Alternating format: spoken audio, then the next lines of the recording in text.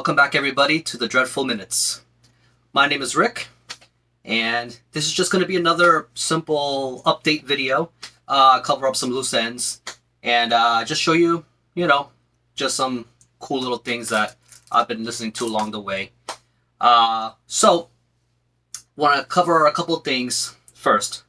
Thank you all who managed to stick around and watch the previous live stream. And that was the Circle of the Genre Tyrants.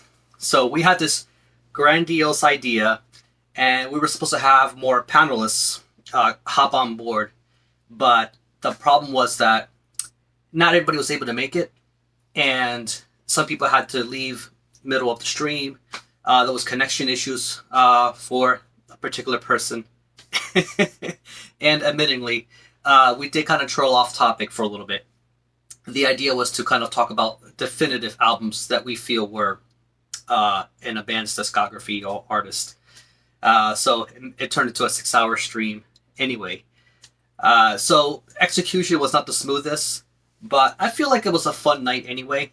So I think we might try the wheel concept again, but with those things, because everything is trial and error, right? With doing this kind of thing. So we're learning as we go. So somebody left a good piece of feedback for us and really appreciate it. So we don't get butthurt over this stuff. I mean, we're a bunch of amateurs anyway. But we're all passionate and fans of music. So doing these streams, you can tell how varied our collections are. So like I said, we'll try to stream the wheel thing again with the stream. But maybe we'll try a different kind of topic, kind of change things around a little bit. But also, thank you, Necrotic Nick, for, despite all this, hanging in and, just participating in this. Next, you may notice that I'm wearing a ThrallsOfMetal t-shirt. And they're still available for purchase, as far as I know. So you just have to email them, and they'll get back to you with an invoice. Very, very cool. So this is printed on both sides. So this is their logo, ThrallsOfMetal, and on the back, let's see if you can see it here. There you go. Sons of Midwestern Darkness. Pretty cool. So if it's good enough for Max Cavalera, good enough for me. I probably would have worn it anyway. Yes. If you check their Instagram, there's a nice cool shot of them at a Soulfly show, and Max is rocking their t-shirt. Fucking awesome. Dino Cesaros is also on stage. I mean, it's just like it must have been so surreal for you guys. So, but check out the ThrallsOfMetal channel. At this point, anybody who's subbed to me, I'm sure is already aware, and it's been on the radar. They're already up at I think soon 7,000 subscribers. So congratulations, guys. Really, really cool. One other thing too is Mike from Uncommon Pallor. You may know him in the VC, and he's reached over 100 subscribers. So he's running a contest, and it's going to be 3 questions. There have been some participants so far. I plan on participating and really support him. I'm just really flabbergasted at how I thought he would have been a lot more subscribers than he had. And that is something that needs to be fixed. You guys really should go over there and subscribe. He's a giant fan of hardcore punk, and stuff like that. So if that caters to your taste, he's the guy to go to. He really knows his shit. He really does. And follow him on Instagram. And I'm a giant fan of his posts, and I like almost everything he puts up. So, Mike, congratulations. And so, let's get on with it.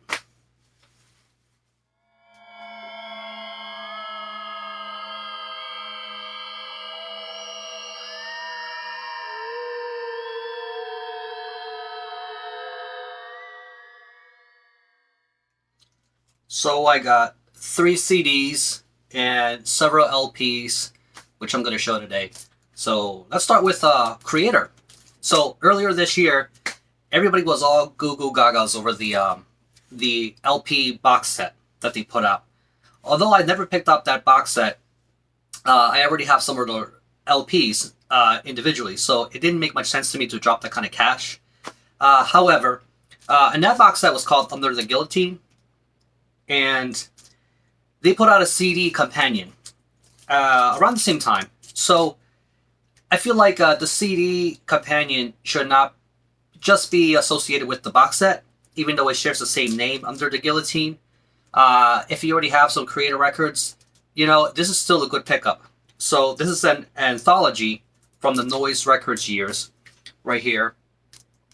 So you can tell it has the same guillotine, right? Graphic on there. So I kind of keep it in this little plastic. I'll give you a little pro tip.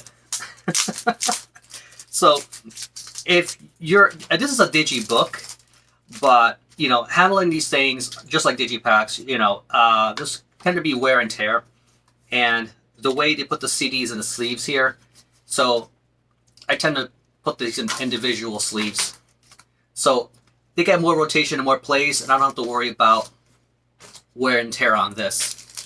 You know, and then you can get yourself some of these resealable plastic sleeves here too, and you know, it kind of helps keep things kind of pristine, you know, if you care about that. But anyway, so this is everything from, well, basically almost like a greatest hits from the Endless Pain album all the way up to Renewal. It also has, it just started raining, so if you hear any noise, that's what it is. Now all the tracks here, which is 30, are either sort of album versions or remixed demo version, so it's a little bit of a mixed bag. And what's really cool about this is that, here you go, it is just the track listing, as you can see.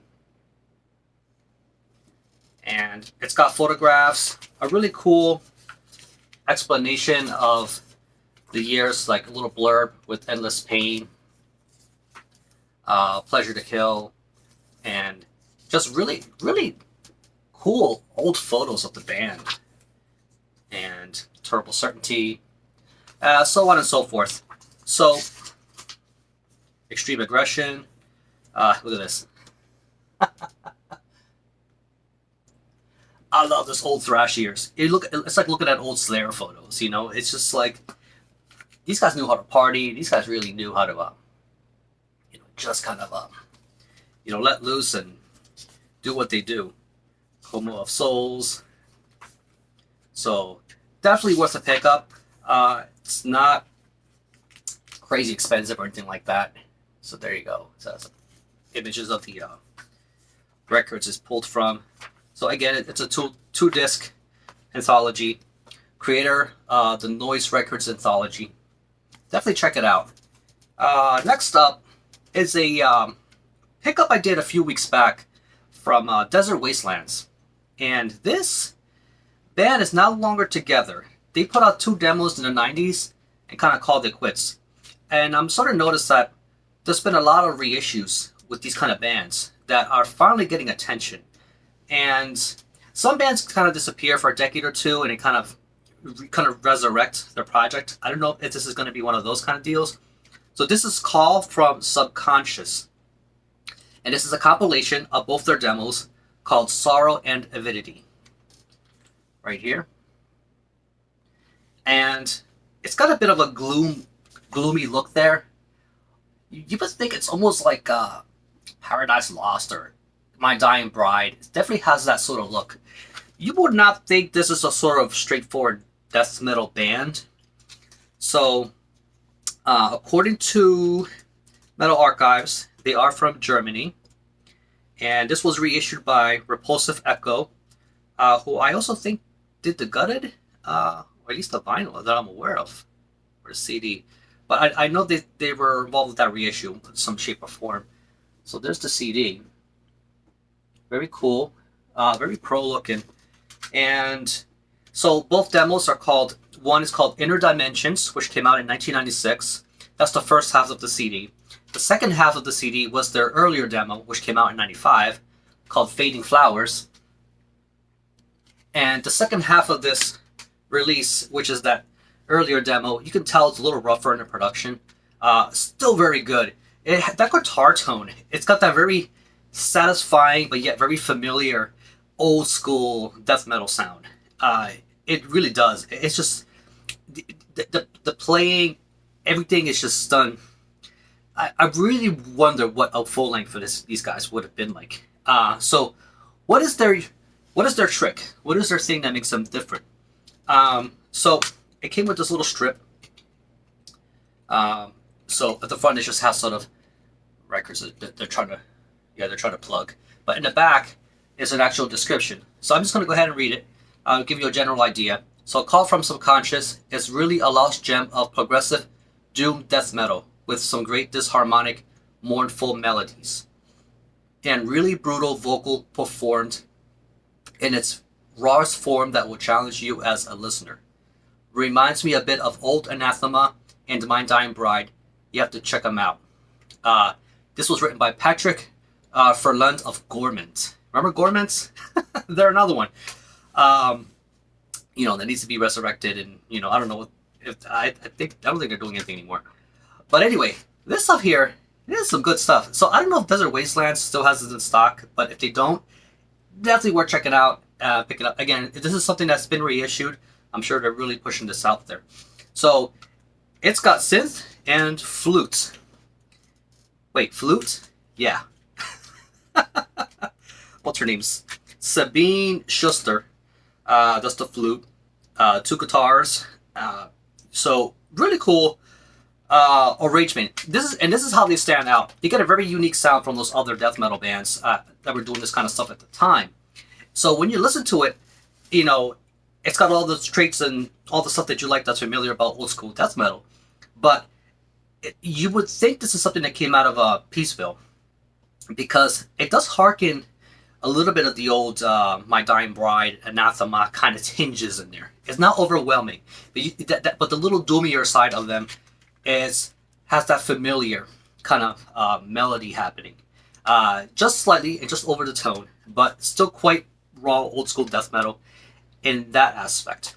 But it's still one little trick. The flute itself, it's only really where Veille Noire, which is the 3rd track, that's where it's really prevalent. So it's not like overwhelming or anything like that. You're probably going to not even notice it at some of the tracks. And the synth is just there to give it a little bit of atmosphere. So again, really, really good stuff. The Flores Mare in Octave Finis instrumental, which is the 4th track, really, really good. It's a nice little breaker right before you get to the 2nd side. So Call from Subconscious, I'll leave a link. And next up, it's a band from the US, from Indiana. Now this will make sense once I, speaking of Call from Subconscious, why I moved to this one. So this is a release that came out, I think, late last year, around December, maybe January. In my mind, I consider this a 2021 issuing. So I think it's mostly new to everybody. So I first got wind of Mother of Graves. So this is their In Somber Dreams EP. So it's 4 tracks. And it's quite dark, so you're not going to be able to really see what's going on there. So let me go ahead and pull that out. Really, really cool. These guys were in the latest Metal Massacre compilation that Metal Blade put out.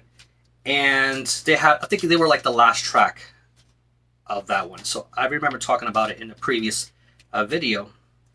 Trying to pull this out so I can show you guys. There we go. And it got bent a little. So anyway, there you go. Not quite sure what's going on there. And here's the band. So based in the US. And I know it's really hard to see. Inside is just lyrics. This was actually mastered by Dan Swano. And you're gonna go, this is a band from death metal band from Death Doom, I would say these guys kind of fall under. It's quite doomy. It's not like My Dying Bride doomy anything. It's still quite melodic. Still falls under that death metal sort of side of things. But here's the disc. Very cool. Definitely worth a pickup. I fell in love with this band right from that track from the Metal Massacre comp. and I knew I had to go check them out. I did, and sure enough, I gravitated toward this, and I loved it. So I picked up a copy, and I sent it to another YouTuber, and because I know he would really have dug this. And this was put out by Wise Blood Records. And Wise Blood Records, it's a fella named Sean Fraser. Sean Fraser actually wrote for Decibel. I don't know if he still does, but I know he's contributed to the magazine. And here's a little note he left for me. So you can pick out what it says there. And there's a nice little wax Wise Blood Records seal there too. There's their logo. Very, very cool. And that's just him thanking me for grabbing another copy for a friend, Lonnie.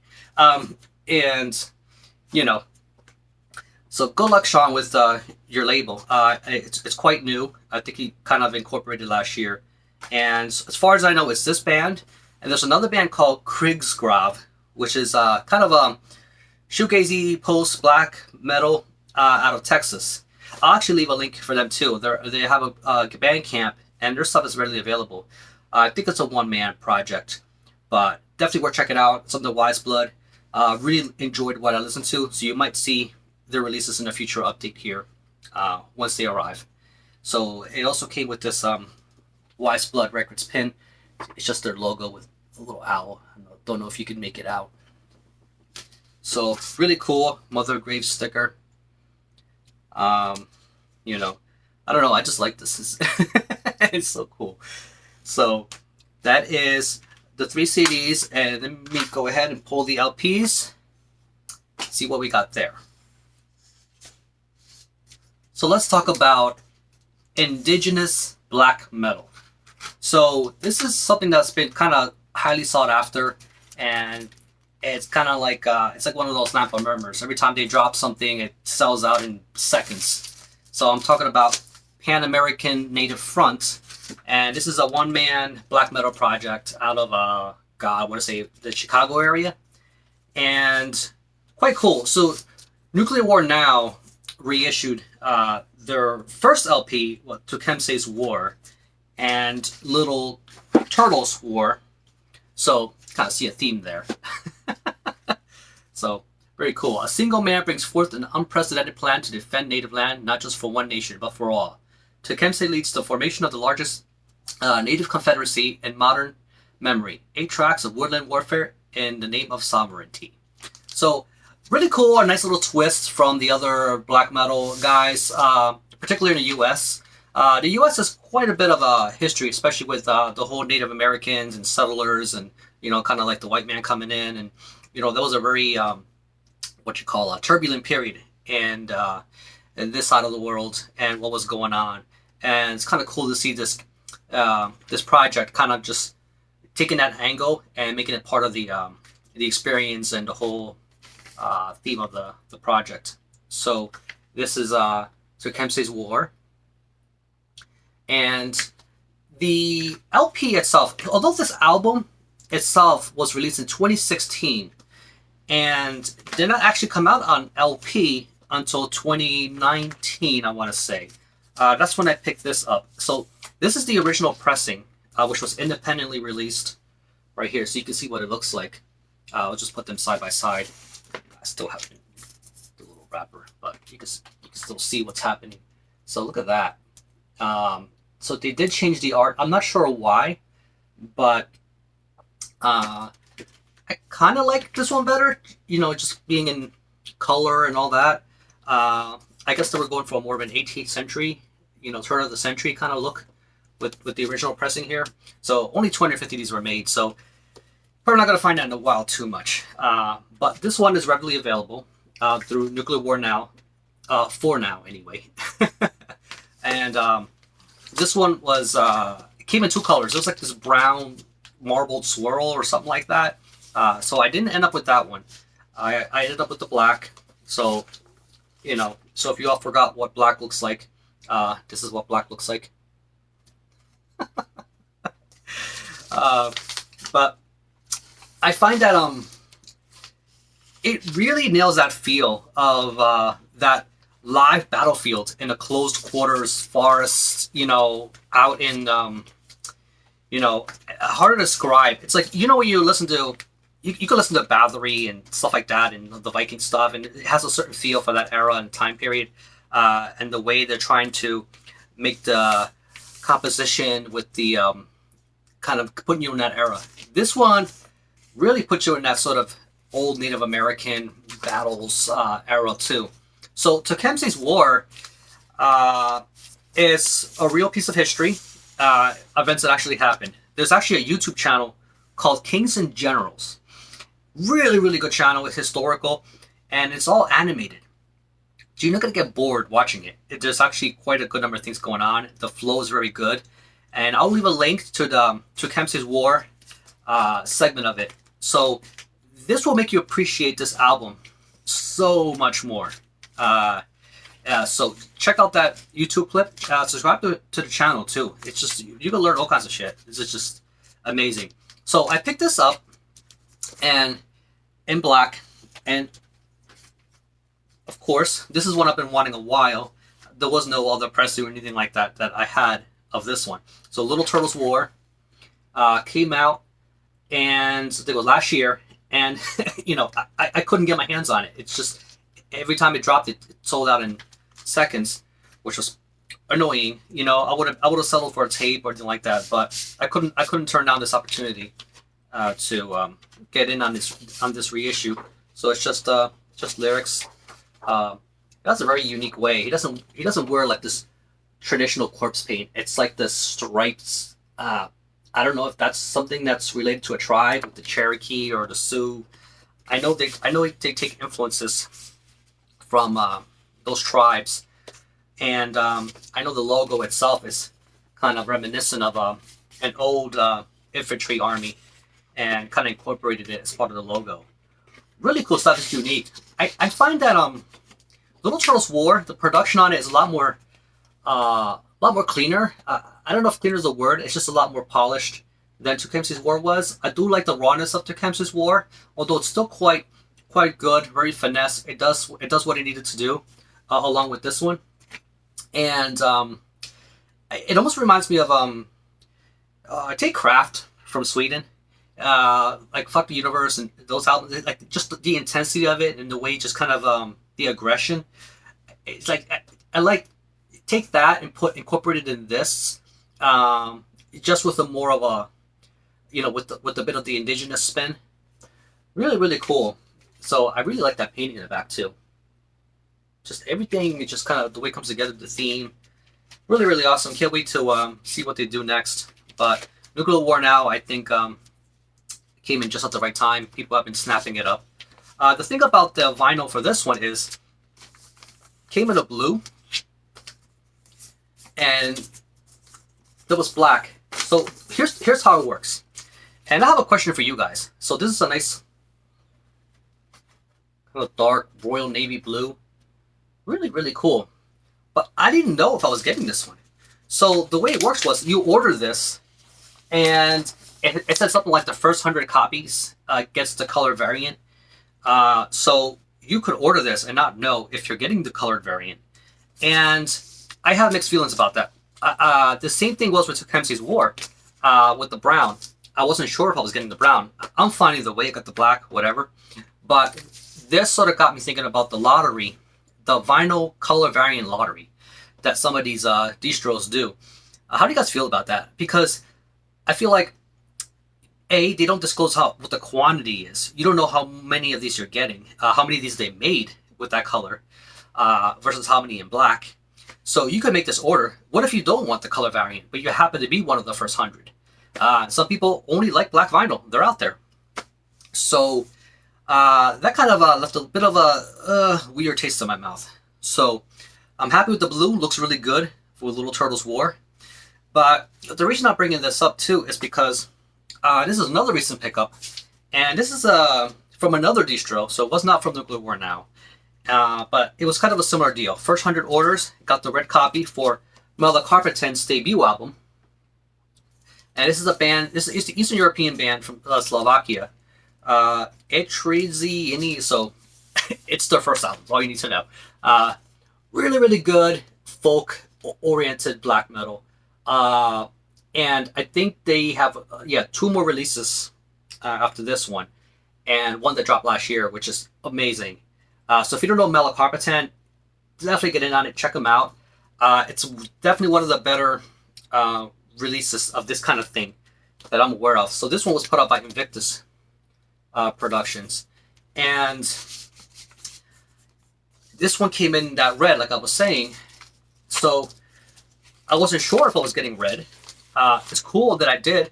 So you're probably thinking, well, Rick, you should just be happy you got the red. What's the problem here? I think the consumer should have a choice, being able to pick a color option if it's available. But, you know, if you really want the red, you get the red. But this creates a situation where the quantities are not disclosed. You don't know how many of these they made and how many they have. And you could just end up getting black, thinking you're going to get red. And you're gonna get all these impulse buy people, you know, buying it for the hope of getting that colored variant and ending up with, let's say, a black. And some people may be happy with that, and that's fine. But it creates a very weird situation. Now, I understand the point of combating the flippers out there, because, you know, you get a color variant and a limited number is disclosed, and next thing you know, it kind of creates a sort of secondhand market, which kind of becomes unfair for those who wanted to get in and buy it legitimately through the store and all that. So leave a comment, let me know what you think about that, the color variant lottery situation. I understand why distros do it, but on the consumer's end, it's kind of iffy. But I'll leave it at that. So next up, it's kind of an obvious one. So this is one that everybody has been talking about. So I put in a pre-order. The thing about Season of Mist is they got me twice this year. The Windier reissues was put out in, I think, March, after the box set thing debacle happened. They put out the color vinyl versions, and I happened to be just browsing, and there it showed up. I was not looking for it, and I got in on that day. They pulled it on the store, and it sold out like that same day, all the color variants for that one. And, fuck, man, next thing you know, Hood and Menace. I get a coupon code for Season of Mist, and the very day that they dropped this pre-order is the day I just happened to be browsing Season of Mist. I guess I'm just lucky. I don't know. So why do I say that? Because these pre-orders sold out, especially the limited variants. So this is the latest album. It came out in August 20th, I think was the release date. And this is the Tritonus Bell. Very slick and glossy there. And this is not a band that doesn't need much introduction. They've been around quite a while. In my mind, they got a flawless discography.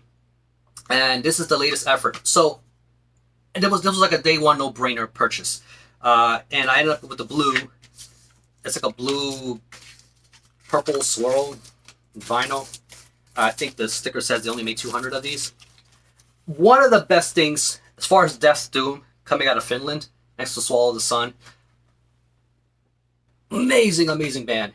I mean, really, really, really cool color. And yeah, so I'm glad I put in that pre-order. And, you know, it was gone. So they put out this, I think it was a purple color, as far as I'm aware, and the black. And the CDs had 2 editions. So there was the, what the hell was it? So it was the collector's CD box set and the regular digipack. And, oh man. So there's a bonus track for one of the Wasp songs.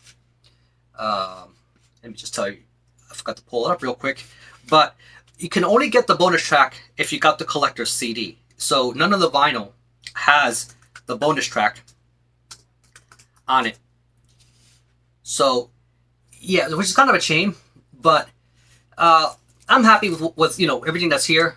Great, great, great release. So the little trick with this one is that Andy LaRuck of you know, of King Diamond fame, and you know, the guy's been involved in a lot of production and mixing and mastering and all kinds of things with a whole bunch of other bands, and he's contributed to a lot of tracks, to a lot of other things too. That's been going on in the metal world. So why do I say this? Because this Hood and Menace, I would have been fine if it sounded like the last album. They have a formula, they're sticking with it, it works. They got fucking amazing guitar tone. Really, really good band. It's not coming up here. I'll just tell you right now. That song is...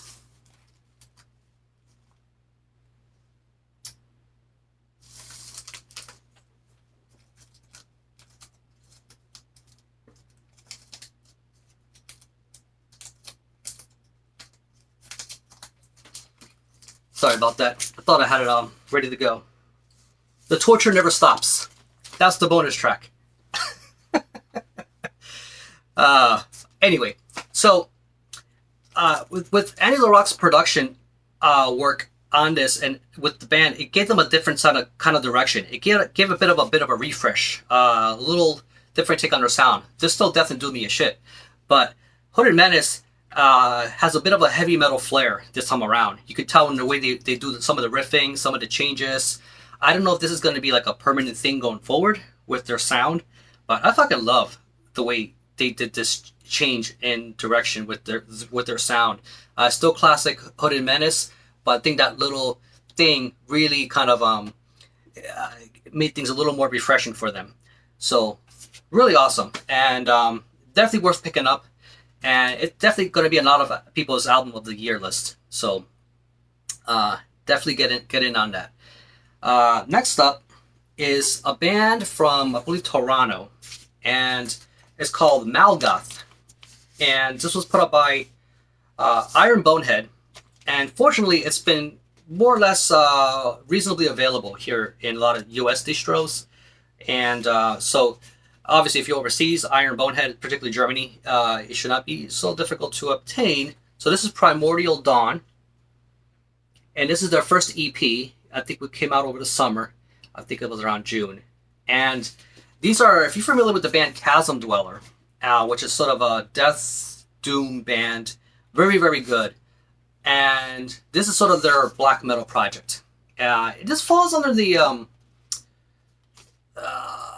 it might be too strong to say, but it kind of it's reminiscent of the war metal guys, like the Blasphemy, Revenge kind of school of black metal.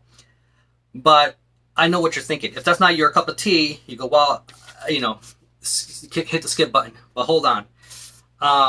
These guys take that formula, and whatever the thing is that may turn you off about those kind of bands, if these guys take that formula and they kind of clean it up and make it a lot more digestible for people who are not normally listening to that kind of thing, or it's not their cup of tea. So they have a full length dropping in October. So I'm really curious to see what they do with this one. If it's going to sound anything close to this, or if they kind of use this as sort of a stepping stone and, and kind of see what they can change from this EP to that new full length coming out. But really, really cool. So Malgöth, Malgöth, really, really, really awesome. I like when bands have a sort of bit of a side project. So check out Chasmdweller and these guys. So it's the same guys, but different project. So very, very cool. Next up, and the reason I brought this up too is because it had a 2021 reissue put out by Flogga Records. Now Flogga, as you know, are really good about reissuing a lot of the stuff that's been out of print for a while, or just kind of desperately needs to just be out on the market and available for people. So this band from Jerusalem or somewhere in that region, they're a bit iffy. It's hard to know what the thing is. They've been involved in a lot of controversy simply because of the kind of music that they play, being in the highly, very religious region of the world, obviously Jerusalem. And so this is Melechesh. And yes, that's the band that Proscriptor was in for a while. So this is their 2003 album, Sphynx. And so really, really cool. Yeah, and Andy LaRocque, I know, contributed to guitars on the track on this, as far as I'm aware. Forget which one, but was it this one? No, he did the mixing and mastering on this. Well, whatever it is, it sounds amazing. As far as so here's the band. Oh, quite mysterious. They're still active as far as I know, but I don't know what they've been putting out recently. I have the, what's it, Epigenesis, the 2010 release. It's the latest thing I have from them. Man, if you're not ready and you hit the play button on something like this, you're going to be blown away. This is probably some of the most unique, executed, well-played, interesting black metal that you will experience. And that is no exaggeration. Check out Melechesh if you're not already familiar with them. Great album, great release. They do a lot of things with the scales and the melodies that other bands are not really doing quite like these guys. And really glad that I picked up this reissue. And so I got the gold. Just pull that out here. So it's just the one copy, the one LP here. But the dynamics, man. So Andy's worked with these guys. I don't know. I can't say enough. It's just great. So put up by Flogga. Definitely check it out. And last but not least is a band I thought I'd pull out because it came out last year, and this is death metal from Denmark. And you're probably thinking, okay, you know, there's quite a few bands out there that you enjoy, I enjoy, but I feel like it fell under the radar for, and I've seen nobody talk about this one. So this is Wayward Dawn, Haven of Lies. The thing is, the cover is not really much to look at, honestly. It's got all the stippling and stuff. So this is their second album, and I've still yet to get their debut, which I will, because this, if it's anything like this, based on what I've listened to, it is amazing. So what do you get with these guys? Look at that. They're not reinventing the wheel. So this is one of those releases where, you know, it's going to be super familiar, and they just take a formula and they just do it right. You know, so this is a huge riff salad. This is a riff salad kind of death metal album, and executed very well. They keep things very interesting. They don't have any sort of weird special trick or anything like that, but oh man, it definitely scratches that itch. So definitely check them out. And they're still active, so I can't wait to see what else they put out, and more people need to know about them. So as Wayward Dawn, you're not going to get much from that logo. So, meat potatoes, really interesting. There's a little bit of interesting dynamics going on with the riff and a little bit of intricacies. So it's not knuckle dragon stuff at all. They definitely take a bits of the school of kind of stuff Incantation will do, but also kind of stuff that other bands like Tucemseh and whatnot tend to do with some of the riffing, and kind of keep things kind of flowing and just done in a way that'll keep your attention. So that's that for the LPs. Okay, so this ends another dreadful video. Thanks for hanging in there, and we're gonna see what we're gonna do next for the next live stream. It should be fun. Also, I want to thank Alan and from Let's Talk Metal and Marty Worm, who do the heavy Metallurgy every Friday nights. There might be an exception day or two. They may have a week off here and there, but they try to cover different topics, and they have different guests on board. So if you haven't already been tuning in, definitely check them out. So I'll leave a link to one of the more recent sort of live streams that they've done. So really cool. But again, I wanted to thank them for accommodating us last week. I know they did a stream on Saturday, so they came out a little earlier, so that, you know, we can start ours. We can start ours a little later, and that's fine. So it all worked out. So really cool.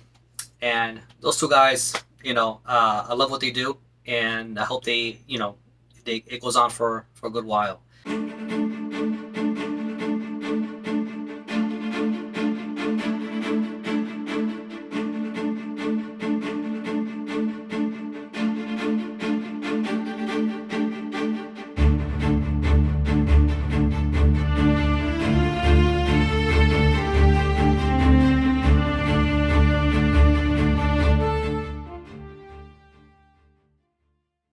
because I think a lot of people who need to learn the climate, what's going on in metal, especially the younger guys. I think the older guys, it's just a familiar ground, and they get to, have a nice chat, and it's just what's going on with stuff that they like, with going on with metal music.